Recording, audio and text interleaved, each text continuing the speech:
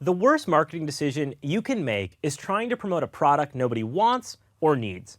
You'll do yourself a huge favor by being honest with yourself and conducting a true review of what it is you've built or are building. And that can be a hard realization.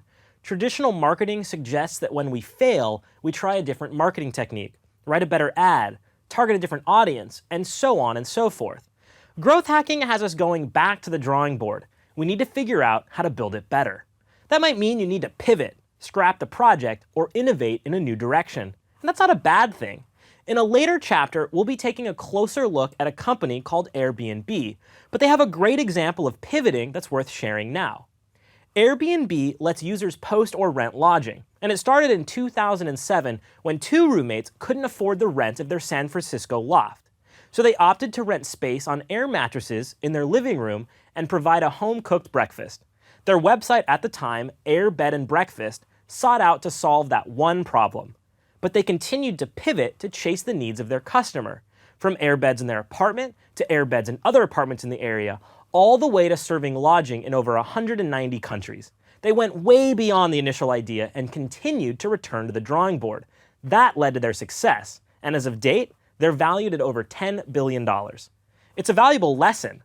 A common problem when pivoting, however, is spending too much time focusing on what the competition is doing.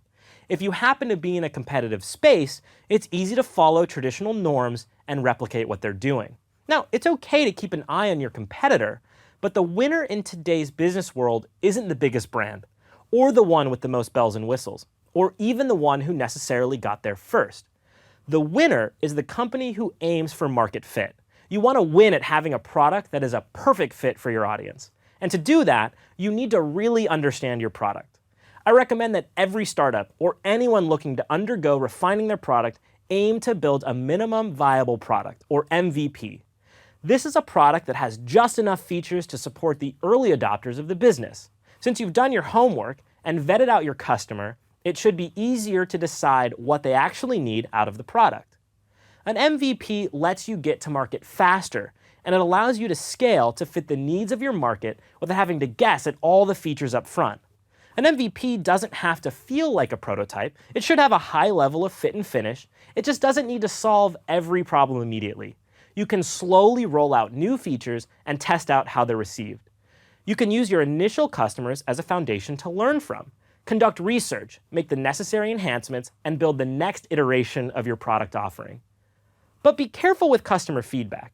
If you put all their ideas into your product, you'll end up with something that feels disjointed and built to make everyone happy. You've got to stick to your core audience and your core focus. Understand what you're trying to build and do it well. If you pull that off, you'll have less of an uphill battle to climb when it comes to your marketing efforts.